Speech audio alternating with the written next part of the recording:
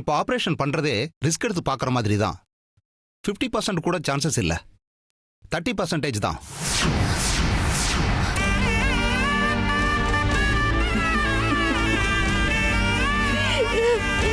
ஆபரேஷனுக்கு அப்புறம் கண் முழிச்சா தான் உண்டு. 90% கோமாவுக்கு போக வாய்ப்பு இருக்கு. ஐயோ அப்படிலாம் சொல்லாதீங்க டாக்டர். ப்ளீஸ் எழுந்துருங்க, காலையில் விழக்கூடாது. எந்திரிங்க ப்ளீஸ். காப்பாத்துங்க ப்ளீஸ். நான் இருக்கிற சுச்சுவேஷனை தான் சொல்றேன். நாங்களும் 100% காப்பாற்ற தான் முயற்சி பண்ணுவோம். ஆனா இதான் சார் ஃபேக்ட். அதனால இப்போ ஆபரேஷன் பண்ணலாமா வேண்டாமான்னு யோசிச்சு முடிவு சொல்லுங்க.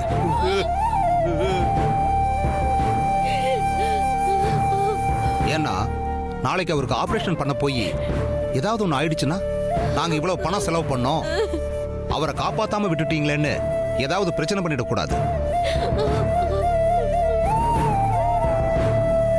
உங்களுக்கு ஓகேனா சொல்லுங்க சார், நாளைக்கே ஆபரேஷனுக்கு ஏற்பாடு பண்ணிடலாம்.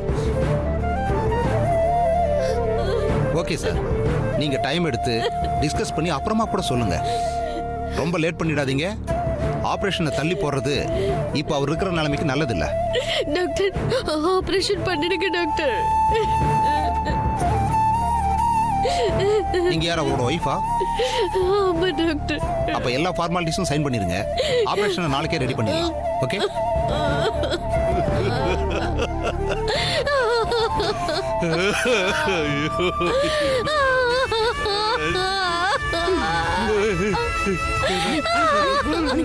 என்ன நீ அனி ஒன்னும் ஆகாத, நீ ஒன்னும் ஆகாத. நீங்க அழாதீங்க, நீ அழாதீங்க ப்ளீஸ், அழாதீங்க அண்ணி. ஒன்னும் ஆகாத, நீ அவன் சரியாயிடுவான், எனக்கு நம்பிக்கை இருக்கு.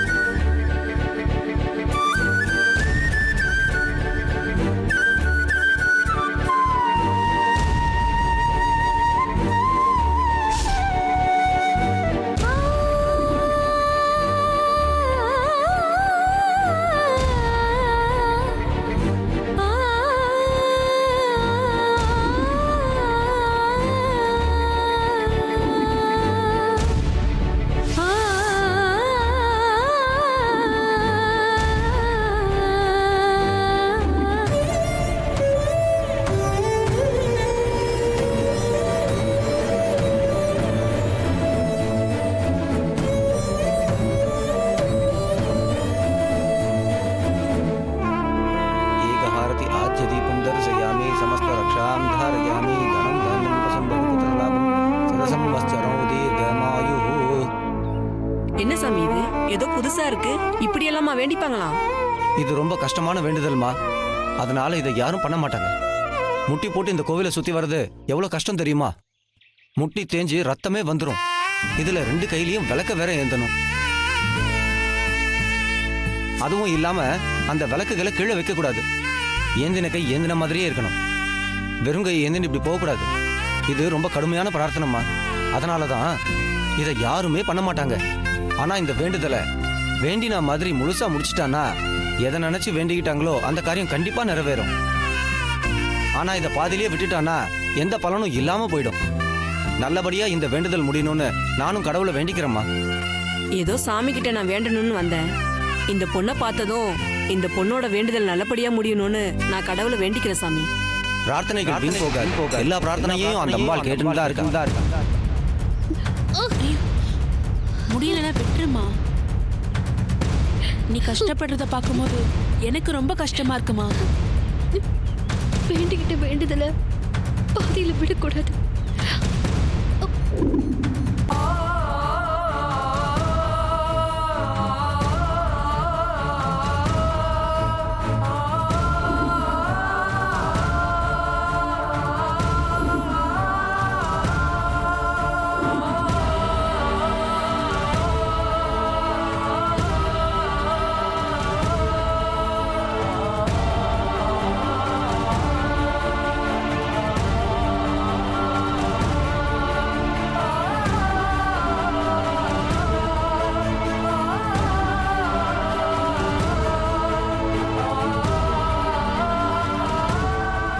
அந்த கடவுளுக்கு கண்ணு இருந்தா நீ கஷ்டப்படுறத பார்த்து நீ என்ன வேண்டிக்கிட்டியோ அதை கண்டிப்பா நிறைவேற்றி வைக்கணுமா.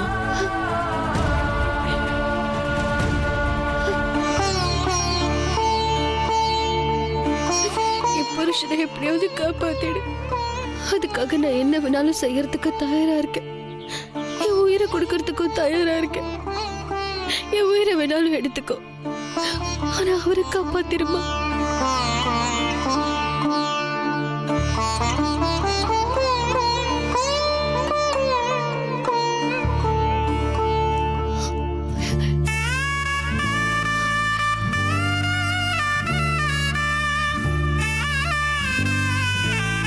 தனம் தானியம் வசும் பகுபுத்திர லாபம் சதசம்வத்சரம் தீர்க்கமாயுः தீர்காயுரஸ்து மே சகல காரியானி விஜயானி பவந்தோ. ஓம் சக்தி. அம்மாடி, அந்த ஆத்தாவே மனசு வச்சு ஆசீர்வதிச்சாதான் இப்படி எல்லாம் நடக்கும். உன்னோட வேண்டுதல் வீண் போகாதுமா. கண்டிப்பா அந்த ஆத்தா நீ நினைச்சதை நிறைவேற்றி கொடுப்பா. எந்த குழப்பமும் இல்லாம நீ போம்மா, உனக்கு நல்லதே நடக்கும்.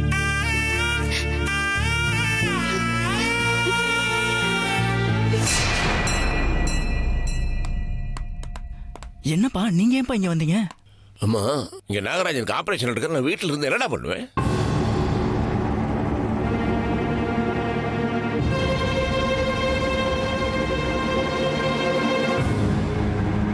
அம்மா, வேதா கோயில இருந்து வரலையா?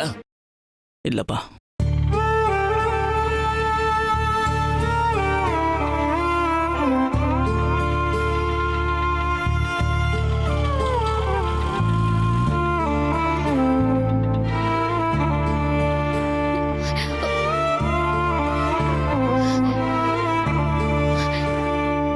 கடவுளே, அவர் குணமாயிட்டாருன்னு டாக்டர் சொல்லணும்.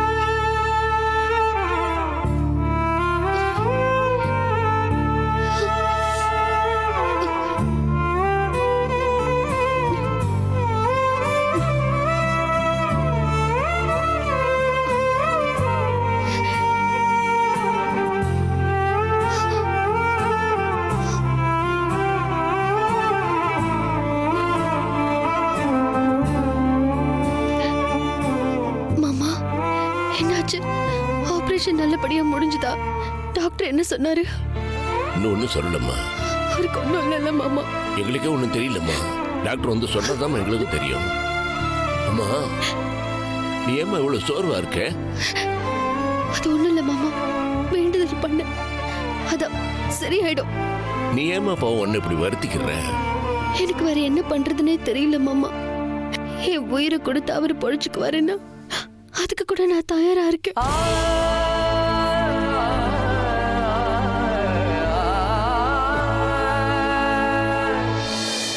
இவ்வளவு நல்ல மனைவி இருக்கும்போது அவளை தவிக்க விட்டுட்டு பைத்தியக்காரன் என்னெல்லாம் பண்ணியிருக்கிறாங்க. ஏன் அவனுக்கு இப்படி புத்தி போச்சோ?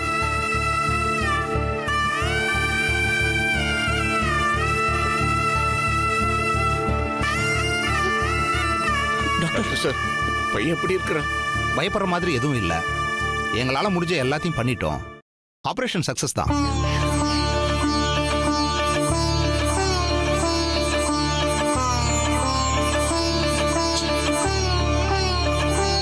ஆனா பேஷண்டோட கண்டிஷன்ல எந்த முன்னேற்றமும் இல்லை. அப்படியே தான் இருக்காரு.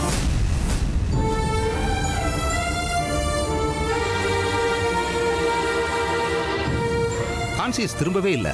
என்ன டாக்டர் சொல்றீங்க? ஒண்ணுமே புரியலையே. மருந்து பாதி மனசு பாதின்னு சொல்லுவாங்க. அவர் மனசு எங்களுக்கு ஒத்துழைக்கவே இல்லை. ஆள் மனசுல பொழைக்க கூடாதுன்னு ஸ்ட்ராங்கா நினைக்கிறாரு.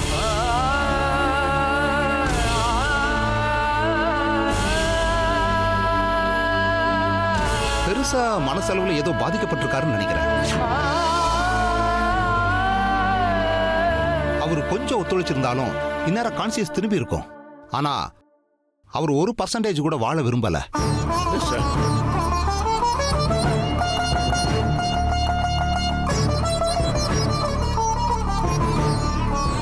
இப்படி ஒரு கேஸை என் லைஃப்ல இப்பதான் ஃபர்ஸ்ட் டைம் அட்டன் பண்றேன். இதை எப்படி ஹேண்டில் பண்றதுன்னு எனக்கு தெரியல. அவர் மனசு மாறணும்.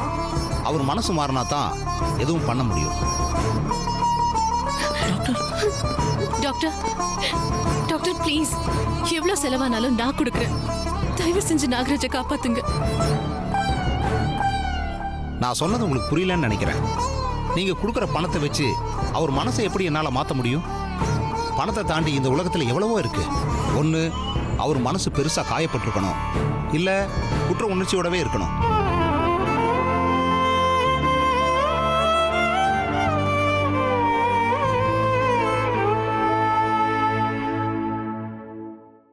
அதை நீங்க கொடுக்குற பணத்தை வச்சு எப்படி என்னால சரி பண்ண முடியும்?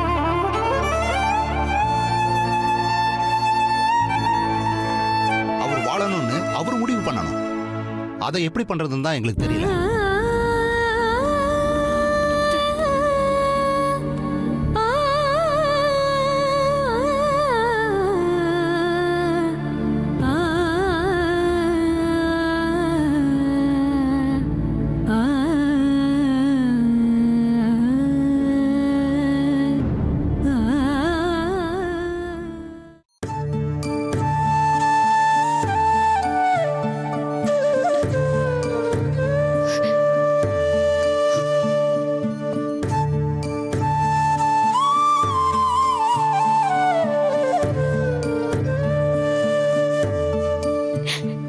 இப்படி பண்ணீங்க.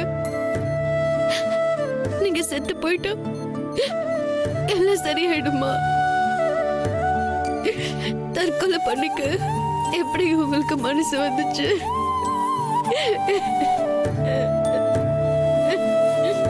சாகணும்னு முடிவெடுக்கிறதுக்கு முன்னாடி கொஞ்சம் கூட நீங்க யோசிக்கலையா? உங்களுக்கு நான் மட்டும்தான் உலகம்னு நினைச்சிட்டீங்களா? உங்களுக்கான ஒரு குடும்பம் இருக்கு. அப்பா, அண்ணன், தம்பி எல்லாரும் இருக்காங்க. அவங்கள பத்திலாம் நீங்க நினைக்கவே இல்லையா? மாமாக்கு ஏற்கனவே உடம்பு சரியில்லை. எந்த அதிர்ச்சியும் தாங்க முடியாதுன்னு டாக்டர் சொல்லியிருக்காரு. நீங்க 3 பேரும் தான் உலகம்னு நம்பிக்கிட்டு இருக்காரு. அவரால் இதை எப்படிங்க தாங்கிக்க முடியும்? கூட பிறந்த 2 பேரும் 2 நாளா தூங்காம கொள்ளாம உங்களுக்காக கண்ணீர் வடிச்சிட்டு இருக்காங்க. எனக்கு உங்களுக்கும் நடுவுல இருக்கிற பிரச்சனையில ஏங்க மத்தவங்களையும் சாகடிச்சிட்டு இருக்கீங்க? நீங்க எதுக்கு அதை பத்தி எல்லாம் யோசிக்கணும்? உங்களுக்கு என்ன பழி வாங்கணும் அதானே? உங்களை நான் எவ்வளவு நேசிச்சேன் தெரியுமா? உங்களை தவிர இந்த உலகத்துல எதுவுமே தேவையில்லைன்னு நான் நினைச்சிட்டு இருந்தேன். ஆனா நீங்க பண்ணது எவ்வளவு பெரிய துரோகம். அதை எப்படிங்க என்னால மன்னிக்க முடியும்? நீங்க இப்ப தப்பு பண்ணிட்டு என்ன இப்ப குற்றவாளியாக்க பாக்குறீங்க. எனக்கு ஏங்க தண்டனை கொடுக்கணும்னு நினைக்கிறீங்க?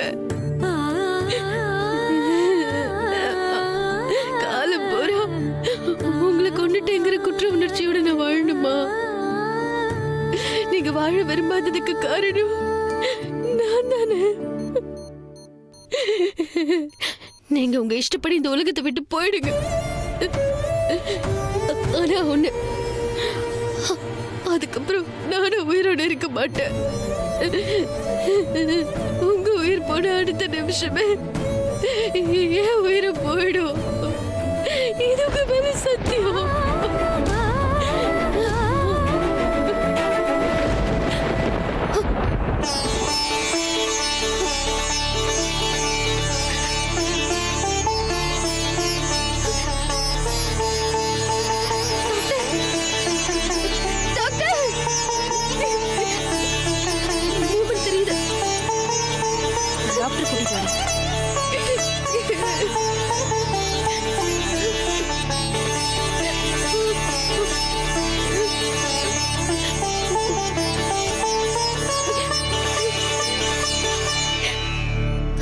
நீங்க கொஞ்சம் வெளியே இருங்கம்மா.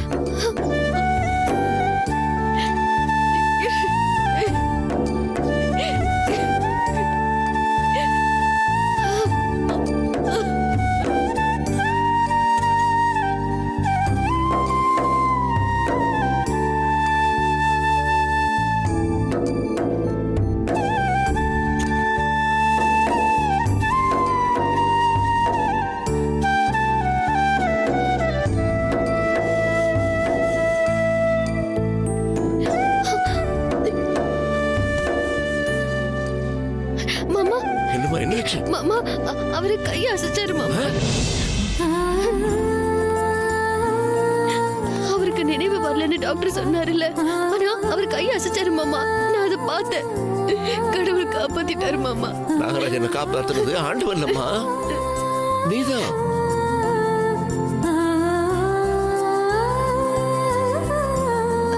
நானா? என்ன மாமா சொல்றீங்க? ஆமாம்மா, டாக்டர் வெளியே வந்து என்ன சொன்னாரு? எங்களால் முடிச்சதெல்லாம் பண்ணி அவனை புழைக்க வச்சுட்டோம். ஆனா அவன் மனசு மாதிரி நினைவு திரும்புறது உங்க கையில தான் இருக்குன்னு சொல்லல. நீ இப்ப உள்ள போய் உன் ஸ்பர்சம் பட்ட பிறகுதாம்மா அவனுக்கு நினைவு வந்திருக்குது. இப்போ அவன் திரும்பி வர போறது உன்னால மட்டும்தான். இதுக்கு அவன் வாழ்நாள் பூரா உனக்கு கடமைப்பட்டிருக்காம்மா.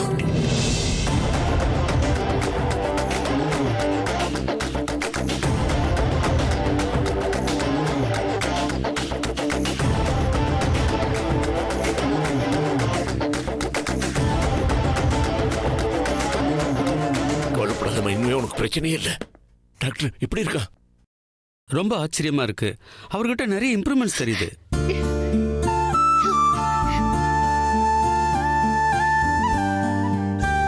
அநேகமா அவருக்கு 1 hour அல்லது 2 hours கான்சியஸ் திரும்பிடும்னு நினைக்கிறேன்.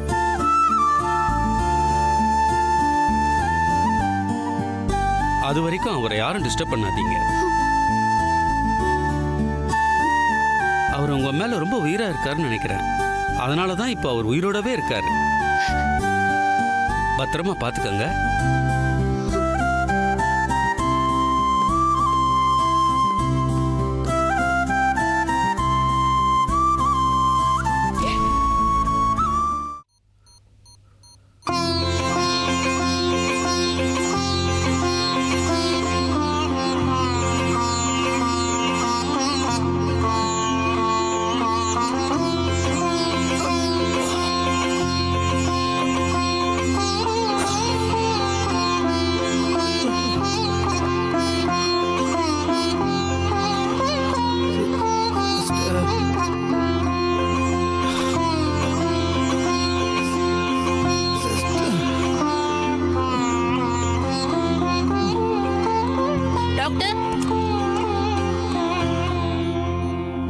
யாராவது டாக்டர் கூட்டிட்டு வாங்களே. டேய் போய் கூப்பிடுறா. ஏம்மா என்னாச்சு? பேஷண்ட் கண்ணை முழிச்சிட்டாரு. நாங்க போய் பார்க்கலாமா? டாக்டர் வந்து செக் பண்ணதுக்கு அப்புறம் சொல்றேன் மேடம். என்ன டாக்டர்? பேஷண்ட்டுக்கு நினைவு வந்துருச்சு டாக்டர். பிரஷர் செக் பண்ணீங்களா? இல்ல டாக்டர். வாங்க.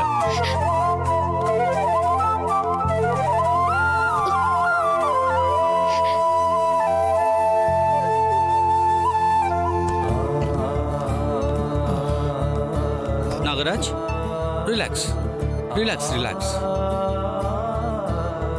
நர்ஸ், பிபி செக் பண்ணுங்க.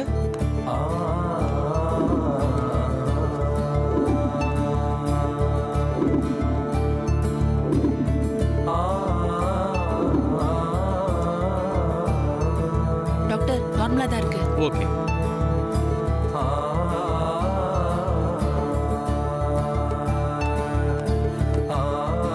Nagaraj, are you all right? தலைக்கு பின்னாடி ரொம்ப வலிக்குது டாக்டர். மேல இருந்து குதிச்சிருக்கீங்க. தலையில ஆபரேஷன் பண்ணி 16 தையல் போட்டிருக்காங்க. வலிக்க தானே செய்யும். உங்க குடும்பம் உங்க மேல உயிரையே வச்சிருக்காங்க. நீங்க இப்படி பண்ணலாமா? இனிமேல் இந்த தப்பை பண்ணாதீங்க. அவங்க எல்லாம் பாவங்க. சரி, எதை பத்தியும் யோசிக்காம கொஞ்சம் ரிலாக்ஸா இருங்க. நான் ஈவினிங் வந்து பார்க்கறேன். ஓகே?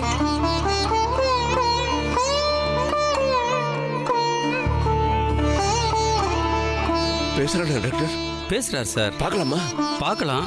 ஆனா அவரை தயவு செய்து ஹர்ட் பண்ற மாதிரி பேசாதீங்க. ஓகே.